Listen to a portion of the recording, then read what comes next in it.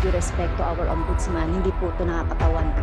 At hindi Sinusunod naman po ng mga public officials, whether elected or appointed. Ang problema lang po kasi, sa katulad po sa inyo,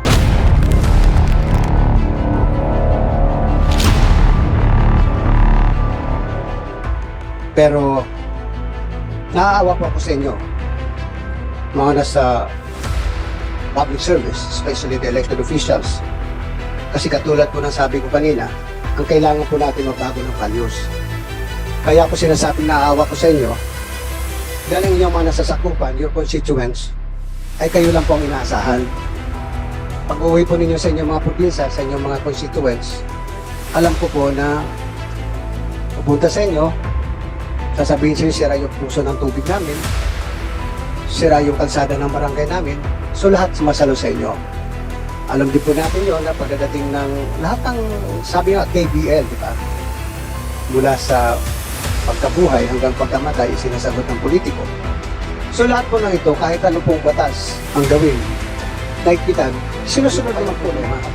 Ang problema po ay inyong mga constituents na wala na po inasahan kung iaabutan nyo sila ng pera. Maraming po salamat. Thank you, Ombudsman. Mr. Chair, isa pa po, as the body mandated to uphold the principle that the public office is a public trust and holds officials accountable to the people, I would like to know if the allocated budget for 2024 be enough for the agency to perform its functions. If no, I would like to manifest my full support to the approval of the budget of the Office of the Ombudsman under the able leadership of the good Ombudsman, San Manuel Martires. Thank you, Mr. Chair. Your Honor, please. Bagamat yung binigay po sa amin ng DBM is way below what we were asking, kontento na po kami doon sa 5 point something na budget na binigay ng DBM. I don't want to ask for more. Yung pong diferensya siguro nung iniling namin sa binigay ng DBM, ay ibigay niya lang po sa mga projects, mga proyekto na kailangan po ng taong bayan. Kami po ipagkakasyahin namin, higpitan po namin ang sinturo namin sa Office of the Ombudsman, pagkakasyahin po namin anumang pera ang ibigay ninyo sa amin. Huwag lang po ibaba sa previous years. Maraming pong salamat. Thank you, Mr. Chair. Maraming salamat po, Ombudsman. Magandang umaga po. Thank you, Representative Plato. Salamat po sa inyong generosity, Justice Martires. I'm so glad that you mentioned that. Pagkatapos po ng inyong stint sa Ombudsman, pwede na kayo maging preacher.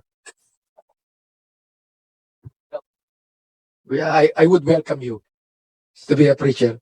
Anyway, I'd like to recognize Representative Marco of the majority, please. Minority pala. Thank you. Minority, oh, okay. Minority muna. Deputy Minority Leader Franz Castro. Muntik na kitang makalimutan. Oo. muntik na rin ako mag-point of order, Mr. Chair.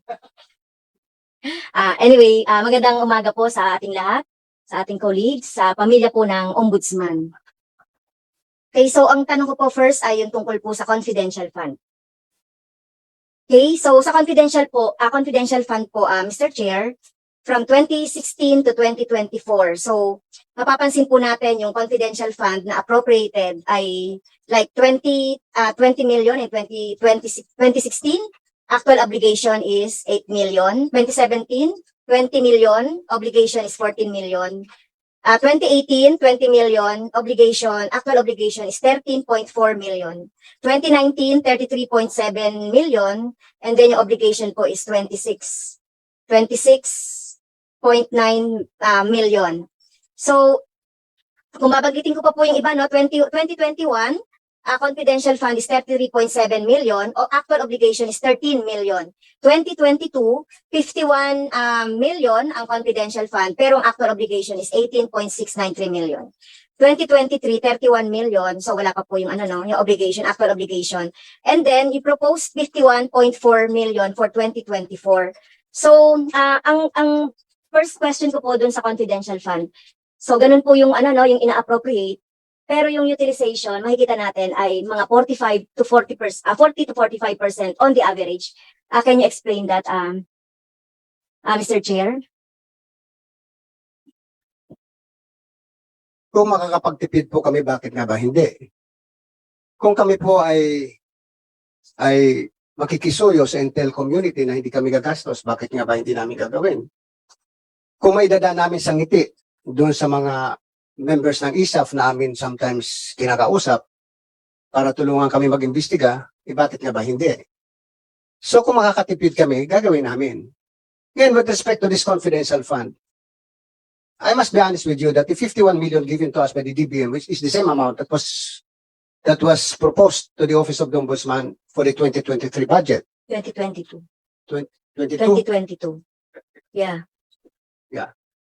You can also, for 2023, I think it was also 31. 30 million, 31 31 million.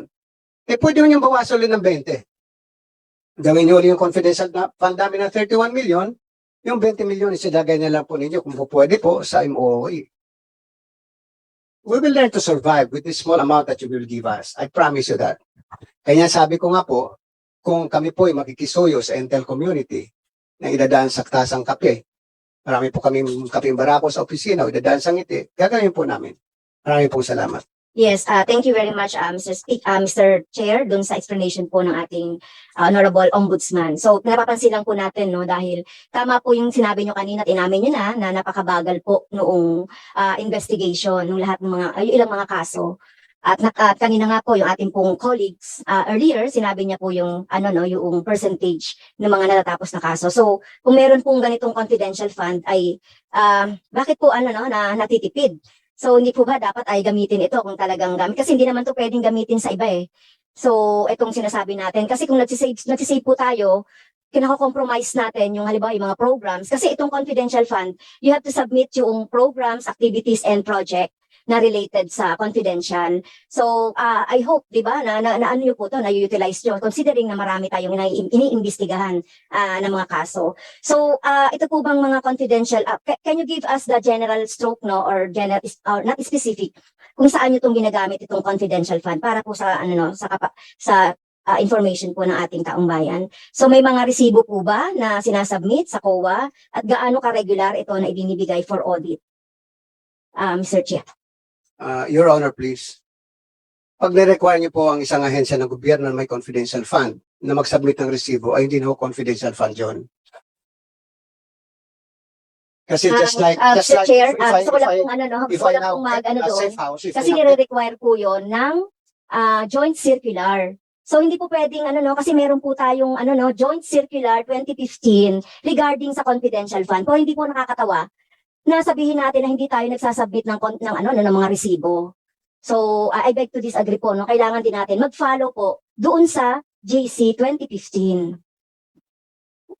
pagpaunmanin po ninyo, pero mula po na ako yung maging ombudsman, wala po nagsabi sa akin na mag-submit po kami ng resibo dahil paano ko po reresibuhan ang isang intelligence officer na sinuyo ko tingnan ang isang bagay o isang kaso. Ano yung resibo ilalagay ko doon? Paano ko ililiquidate sa akin ng intel officer? If I get a safe house, magtataka pa ho kayo, ba't ako kumuha ng safe house? Baka naman yung safe house na yun ay hindi totoong safe house, kundi motel. I mean, I really don't know. But if that is the case, na pag-uusapan po natin, pag-aawayan natin confidential fund, then, alisin ho nyo sa budget namin yung confidential fund. As I said, we can survive. I can continue investigation cases. We just smile at my friends at the ISAF and some other investigation agencies. Madali lang po yun eh. I call my friends in the provinces. I call some police officers in the provinces. I ask them for their support. Kung kailangan mag-utos sila ng tao para i-verify kung totoo ito, din doon po kami gumagastos ng transportation expense ng pagkain ng tao. So paano ililiquidate po sa amin yon? Paano kami mag-submit ng resibo? Napakahirap po yata noon na mag-submit kami ng resibo. At siguro wala namang papayag din sa amin na intel officer na pag binigyan ko ng 50,000 pesos o i-liquidate mo sa akin, na tuwing sakay niya ng taxi, kung siya ay may, which I did it before, na pinamanmanan ako isang empleyado ng ombudsman, pinasundan ko. Abay, siguro, mahihirapan yung intel officer na every now and then, bibigay sa akin yung mga resibo ng gasolina. at pag niliquidate ko yung resibo ng gasolina na yon as my own expense, makasabihin ng COA, hindi pwede kasi hindi ka pwede mag-claim ng gasoline expense because you have your transportation allowance. So I don't think a receipt is important. What is needed is that we make a certification, we issue certification to the effect that we have spent the confidential fund for purposes of investigation of cases.